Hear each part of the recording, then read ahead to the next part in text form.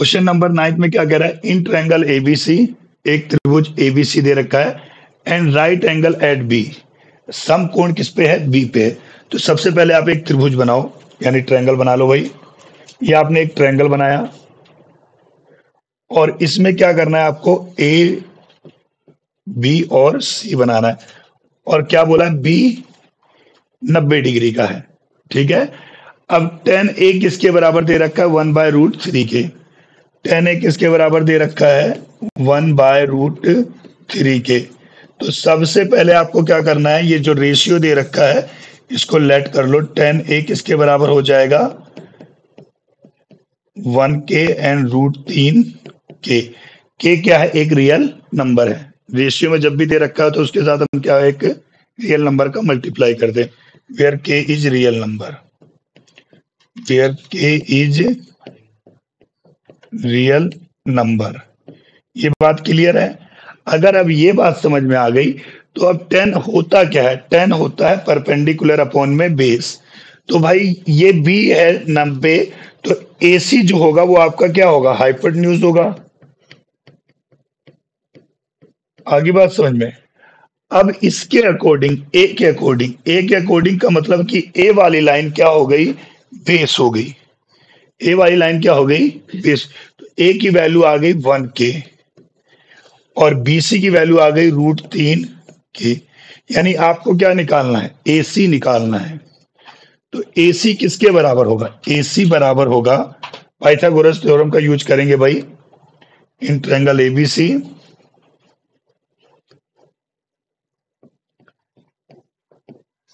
In triangle ABC, ये right angle triangle है, और बाय पाइथागोरस थ्योरम,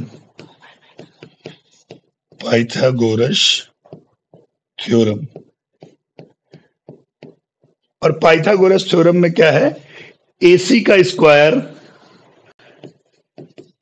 AC का स्क्वायर किसके बराबर, AB के और प्लस में BC के स्क्वायर के इक्वल होगा भाई, ठीक है।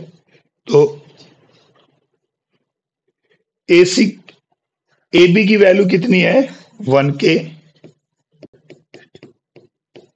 और इसकी पावर कितनी भाई, 2, और BC की वैल्यू है √3 के। तो बच्चों AC स्क्वायर 1k का क्या हो जाएगा, 1k स्क्वायर, √3 का कितना हो जाएगा, 3k स्क्वायर। 1k स्क्वायर और 3k स्क्वायर हो जाएगा 4k स्क्वायर। कितना आ जाएगा भाई, AC जो हो जाएगा 4k स्क्वायर। ये इधर स्क्वायर इधर जाके अंडर रूट में बदल जाएगा। तो AC की जो वैल्यू आएगी √4k स्क्वायर। तो 4 को आप क्या लिख सकते हो, 2 गुणे में 2, और k स्क्वायर को k गुणे में k। तो यहाँ पे आपका 2 का पेयर बन गया और k का पेयर बन गया, k का पेयर बन गया। तो AC की जो वैल्यू आ गई है बच्चों, वो क्या आ गई, 2k।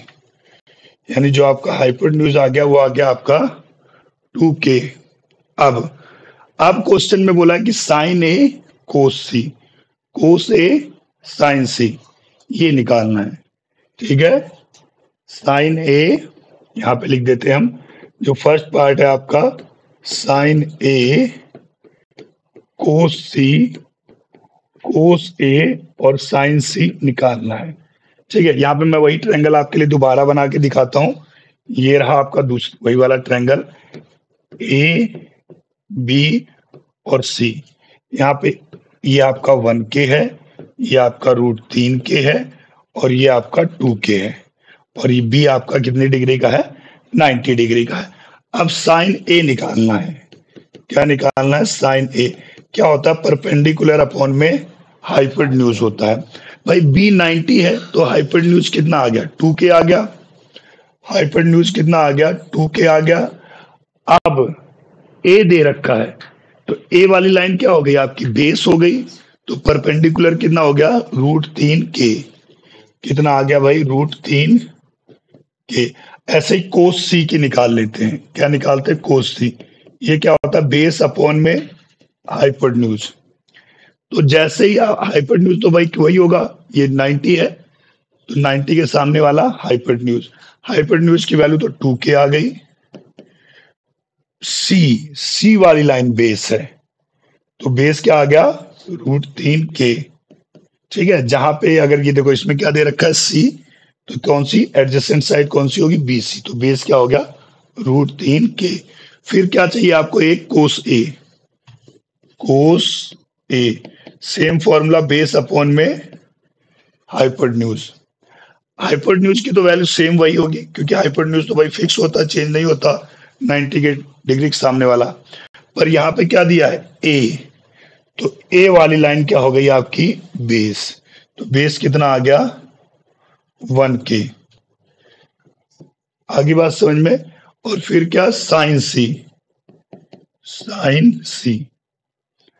सी क्या, परपेंडिकुलर अपॉन में हाइपोटेन्यूज, P अपॉन में H।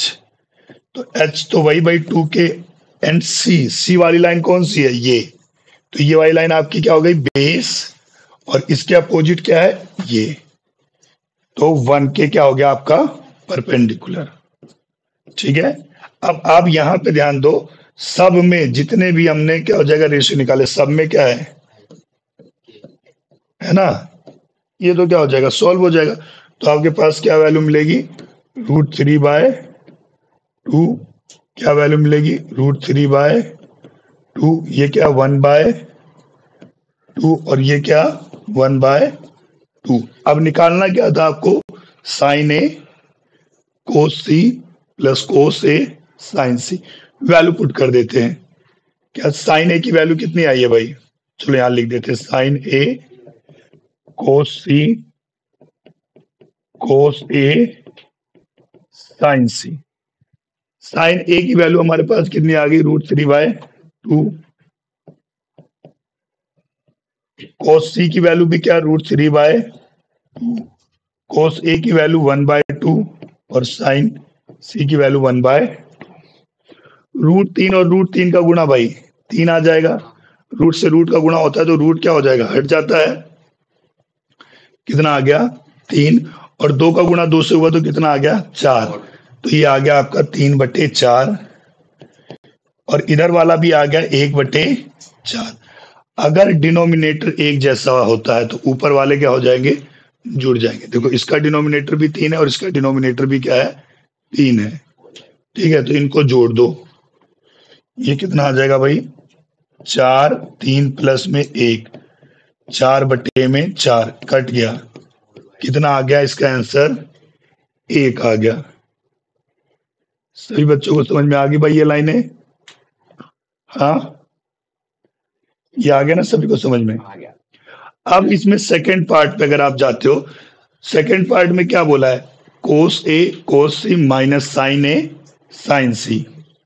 ठीक है, सेकंड पार्ट में आपको क्या निकालना है, कोस ए, सेकंड पार्ट में निकालना है आपको कोस ए कोस सी साइन ए और साइन, ये निकालना है। अब यहाँ पे वैल्यू चेक कर लो, कोस ए की वैल्यू कितनी है भाई 1/2।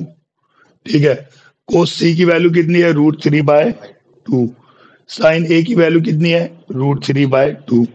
साइन सी की वैल्यू कितनी है 1/2। तो कोस ए की पहले लिखते हैं 1/2, कोस ए की 1/, और कोस सी की है √3/2। ऐसे ही साइन ए की देखो, साइन ए की कितनी है हमारे पास, √3/2, साइन ए की √3/, और साइन सी की 1/, √3 और 1 का गुणा √3, और 2 गुणे 2 4, और ये √3 2 गुणे 2 4, बराबर में से बराबर जाएगा 0, बराबर में से बराबर गया तो क्या आ गया आपके पास 0। क्लियर है भाई।